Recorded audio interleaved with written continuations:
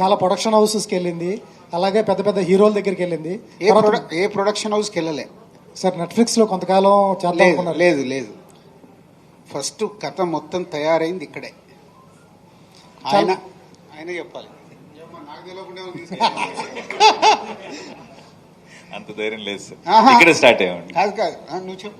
మీరు చెప్పండి సార్. నేను 7 years నుంచి ఇదే సంస్థలో పనిచేస్తున్నాను సార్. సార్ కథ అయితే చాలా చాలా చోట్లకి అయితే తిరిగింది.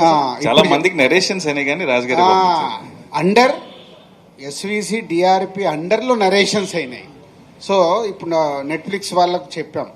నెట్ఫ్లిక్స్ వాళ్ళకి ఎందుకు చెప్పామంటే ఇలాంటి ఇది థియేట్రికల్గా చెయ్యాలా, ఓన్లీ డిజిటల్కి వెళ్దాము. ఇది ఎప్పుడు చెప్పాను నాకు, ఇది 2020 కోవిడ్ ముందు. సో కోవిడ్లో మనం ఏంటి సినిమాలు థియేటర్కి వస్తారా రారా అన్న కన్ఫ్యూజ్లో ఉన్నప్పుడు నెట్ఫ్లిక్స్ వాళ్ళకి చెప్పాము. నెట్ఫ్లిక్స్ వాళ్ళు ఓకే ఒరిజినల్గా తీసి ఇవ్వండి అన్నారు. మళ్ళీ నేనే ఆలోచించాను, ఒరిజినల్గా ఇస్తే మనకు ఎంత వస్తుంది, ఇంత కష్టపడి వాట్ వీఆర్ గెట్టింగ్, ఇవన్నీ సో మెనీ ఈక్వేషన్స్తో వెళ్ళలేదు.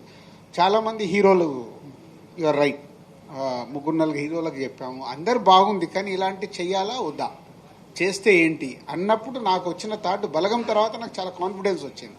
అప్పుడు నేను పిలిచి చెప్పా, ఈ అబ్బాయి బాగుంటాడు, మిడిల్ క్లాస్ క్యారెక్టర్కి, నువ్వు వెళ్ళి సుహాస్ని కలిసి చెప్పాను. లాస్ట్ ప్రెస్ మీట్లో చెప్పాను. అలా సుహాస్ వచ్చాడు. సార్ కథలో చిన్న కాన్ఫ్లిక్ట్ ఉంది, ఒక కంపెనీ మీద కేసు వేయటం ఏదో ఉంటుంది, చిన్న కాన్ఫ్లిక్ట్. మొత్తం తెలుసు, ఇంకా చెప్పలేదు, ఓపెన్.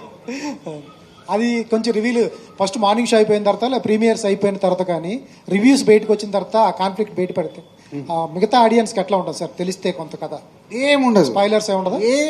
ఏముంటుంది, ట్రైలర్లో చెప్పాం కదా.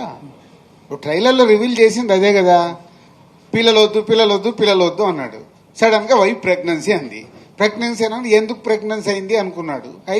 ఏదైతే ఉందో ఈ కంపెనీ మీద కేసు అన్నాడు, కేసు వేసాడు.